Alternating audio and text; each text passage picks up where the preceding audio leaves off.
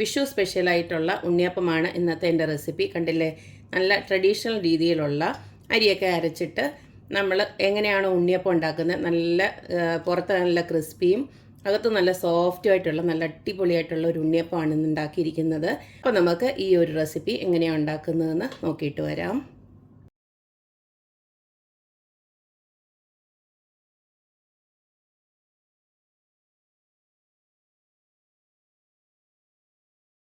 Traditional രീതിയിലുള്ള ഉണ്ണിയപ്പം ഉണ്ടാക്കാനായിട്ട് ഇതുപോലക്ക് ഞാൻ നമ്മുടെ 250 ml കപ്പിന് 3 കപ്പ് അരി നല്ലതായിട്ട് കുതിർത്ത് വെച്ചിട്ടുണ്ട്. ഞാനിപ്പോൾ രാവിലെയാണ് ഇത് അരച്ച് വെക്കാൻ പോകുന്നത്. തലേന്ന് രാത്രി കുതിർത്ത് വെച്ചാണ് ഈ അരി. അപ്പോൾ ഏകദേശം ഒരു 6-7 മണിക്കൂറോളം കുതിർത്തതാണ് ഈ അരി. 2 കപ്പ് ശർക്കര പൊടിച്ചത്, ഞാൻ 1 കപ്പ് വെള്ളം കൂടെ ചേർത്ത് ഇതുപോലക്ക് പാനിയാക്കി വെച്ചിരിക്കുകയാണ്, അരിച്ച് റെഡിയാക്കി വെച്ചിരിക്കുകയാണ്. ഇനി ഇത് നമുക്കിതൊന്ന് അരച്ചെടുക്കണം. അതിനായിട്ട് ഇതുപോലൊരു ഒരു മിക്സിയുടെ ജാറിലോട്ട് രണ്ടായിട്ടാണ് അരച്ചെടുക്കാൻ പോകുന്നത്. അതിൻ്റെ പകുതി നമുക്ക് ഇതിനകത്തോട്ട് ഇട്ട് കൊടുക്കാം. ഇതിലേക്ക് ഞാനൊരു 2 പാളയന്തോടൻ പഴം ഉണ്ടല്ലോ, അതാണ് ഇട്ട് കൊടുക്കുന്നത്. നല്ലതായിട്ട് പഴുത്ത പഴം. ഇതിലേക്ക് ഞാൻ ശർക്കരപ്പാനി ഒഴിച്ചു കൊടുത്ത് നന്നായിട്ട് അരച്ചെടുക്കാൻ പോവുകയാണ്.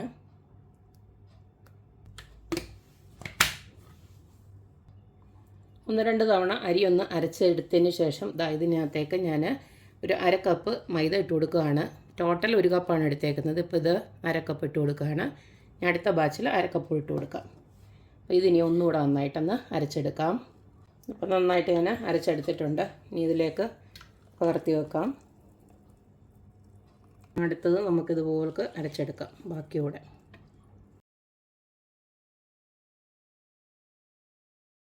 ഇതിലേക്ക് ഒരു 3-4 ഏലക്ക ഞാൻ തൊലി കളഞ്ഞിട്ട് അതിൻ്റെ അരി മാത്രമായിട്ടൊന്ന് ഇട്ട് കൊടുക്കുന്നുണ്ട്.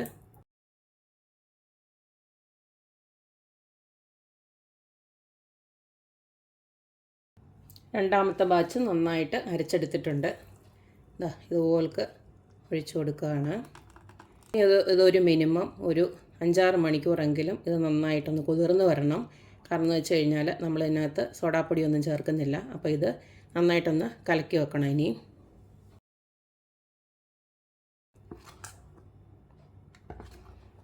നമ്മൾ അരച്ച് വെക്കുന്ന സമയത്ത് ഈ ഒരു കൺസിസ്റ്റൻസി മതി. നമ്മുടെ ഒരു ദോശയല്ല, ഒരു ഇഡ്ഡലി മാവിൻ്റെയൊക്കെ ഒരു കൺസിസ്റ്റൻസി മതി. ഇത്തിരി കൂടെ ഒന്ന് കട്ടിയാവും. ആ ഒരു കട്ടിയിൽ വേണം, ഒത്തിരി അങ്ങ് വെള്ളം പോലെ ആവരുത്. ഇനി നമുക്കിത് അടച്ചു വെക്കാം. ഇനി ഒരു 6-7 മണിക്കൂർ കഴിഞ്ഞിട്ട്, ഞാനിപ്പോൾ രാവിലെ ഇപ്പോൾ ഇവിടെ ഒരു 9 മണി കഴിഞ്ഞതേ ഉള്ളൂ. ഇനി വൈകുന്നേരം ഒരു 5-6 മണിയൊക്കെ ആകുമ്പോഴേ ഞാനിത് ചുട്ടെടുക്കത്തുള്ളൂ. അങ്ങനെ പോയാലും ഒരു 6-7 മണിക്കൂർ ഇത് ഒന്ന് റെസ്റ്റ് ചെയ്യാൻ വെക്കുന്നുണ്ട്. ഇനി ഉണ്ണിയപ്പത്തിലേക്കൊന്ന് വറുത്തിടാനായിട്ട് ഇതുപോലൊക്കെ ഒരു പാനിലോട്ട് ഞാൻ കുറച്ച് നെയ്യാണ് ഇട്ട് കൊടുക്കുന്നത്. ഇതിലേക്ക് സത്യം പറഞ്ഞാൽ നമ്മൾ നേരത്തെ പോലെ ട്രഡീഷണലായിട്ട് ആണെങ്കിൽ നമ്മൾ തേങ്ങാക്കൊത്താണ് ഇടുന്നത്. ഇവിടെ തേങ്ങാക്കൊത്തിനും അധികം താല്പര്യം ഇല്ലാത്ത ആൾക്കാരുണ്ടായതുകൊണ്ട് ഞാൻ തേങ്ങ തിരുമിയതാണിപ്പം ഇതിനകത്തോട്ട് ഇട്ട് കൊടുക്കുന്നത്. തേങ്ങാക്കൊത്ത ഇഷ്ടമെങ്കിൽ അങ്ങനെ തന്നെ ഇട്ട് കൊടുക്കാം കേട്ടോ, ഒരു കുഴപ്പമില്ല. ഇതാകുമ്പോൾ കടിക്കത്തില്ലല്ലോ. തേങ്ങ നമ്മൾ കൊത്തായിട്ട് ഇടുമ്പോൾ അവിടെ ഇവിടെയൊക്കെ കടിക്കും. അപ്പോൾ അതൊരു പ്രശ്നമായിട്ട് വരണ്ടെന്ന് വെച്ചിട്ടാണ് ഇങ്ങനെ തേങ്ങ തിരുമിയതിട്ട് കൊടുക്കുന്നത്.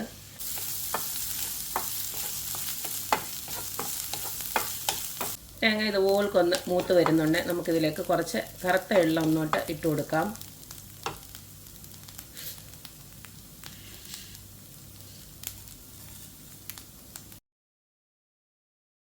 ഇതിലേക്ക് നമുക്ക് ചെറിയ ജീരകം, അതും നിങ്ങൾക്ക് ആവശ്യമുണ്ടെങ്കിൽ മാത്രം ഇട്ട് കൊടുക്കുക. എനിക്കിതിൻ്റെ മണം ഇഷ്ടമാണ്, അതുകൊണ്ട് ഞാൻ കുറച്ച് ഇട്ട് കൊടുക്കുകയാണ്. ഇനി നമുക്ക് സ്റ്റവ് ഓഫ് ചെയ്യാം. അപ്പോൾ ഉണ്ണിയപ്പം തന്നെ മാവ് കണ്ടോ, ഈ ഒരു പരുവായി. ഞാൻ പറഞ്ഞില്ലേ വെള്ളമൊക്കെ ഒന്നിച്ചിലൂടെ ഒന്നുകൂടെ ഒന്ന് കുറുകുമെന്ന് ഞാൻ പറഞ്ഞില്ലേ, ഈ ഒരു പരുവായി. കറക്റ്റ് പരുവാണ്. ഇങ്ങനെ കോരി ഒഴിച്ച് കഴിഞ്ഞാൽ ഈ ഒരു പരുവത്തിന് കിട്ടണം. ഇനി നമുക്ക് ഈ വറുത്ത് വെച്ചിരിക്കൂടെ ഇതിനകത്ത് ഇട്ട് കൊടുക്കാം. ഇനി ഇതിലേക്ക് നമുക്ക് പൊടിയോടെ ഉപ്പിട്ട് കൊടുക്കാം, മധുരം ഒന്ന് ബാലൻസ് ആക്കാൻ വേണ്ടിയിട്ട്. ഇതെല്ലാം കൂടെ നമുക്കൊന്ന് ഇളക്കാം.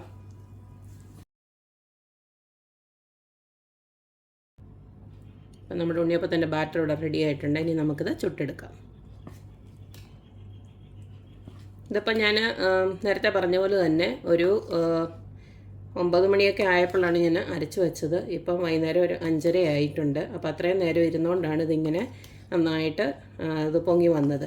നമ്മളിതിനകത്ത് സോഡാപ്പൊടിയോ ഒന്നും ചേർത്തിട്ടില്ല. എന്നിട്ട് മാവ് നല്ല റെഡിയായിട്ട് വന്നിട്ടുണ്ട്. അപ്പോൾ ആ ഒരു കാര്യം ശ്രദ്ധിച്ചോണം. കുറച്ച് നേരം സമയം എടുത്തിട്ട് തന്നെ ചെയ്യേണ്ടതാണ്.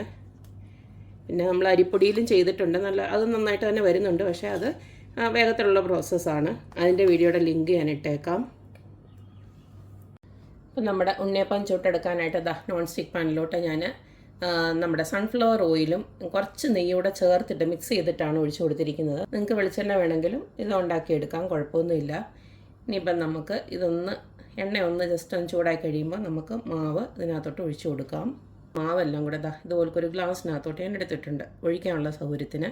ഇത് നമുക്ക് കുറേശ്ശെ അങ്ങോട്ട് ഒഴിച്ചു കൊടുക്കാം.